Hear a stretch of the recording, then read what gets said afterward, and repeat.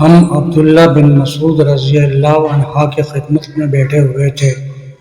آپ نے فرمایا کہ نبی کریم صلی اللہ علیہ وسلم نے جب کفار قریش کی سرکشی دیکھی تو آپ صلی اللہ علیہ وسلم نے بددعا کی کہ اللہ 7 برس کا قحط ان پر بھیج، جیسے یوسف علیہ السلام کے وقت میں بھیجا تھا۔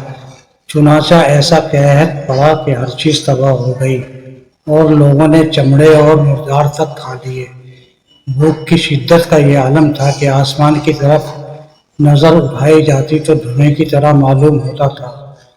آخر مجبور ہو کر ابو سفیان حاضر خدمت ہوئے اور عرض کیا کہ اے محمد صلی اللہ علیہ وسلم، آپ لوگوں کو اللہ کی اطاعت اور صلہ رحمی کا حکم دیتے ہیں۔ اب تو آپ ہی کی قوم برباد ہو رہی ہے، اس لیے آپ خدا سے ان کے حق میں دعا کیجیے۔ اللہ تعالیٰ نے فرمایا کہ اس دن کا انتظار کر جب آسمان صاف دھواں نظر آئے گا، آیت انکم عائدون تک، نیز جب ہم سختی سے ان کی گرفت کریں گے۔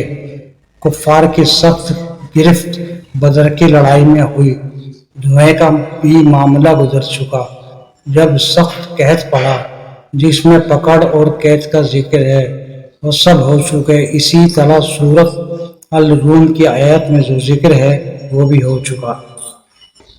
اگر آپ کو یہ ویڈیو پسند آئی ہے تو ویڈیو کو لائک کریں، شیئر کریں، چینل کو سبسکرائب کریں۔ بہت شکریہ۔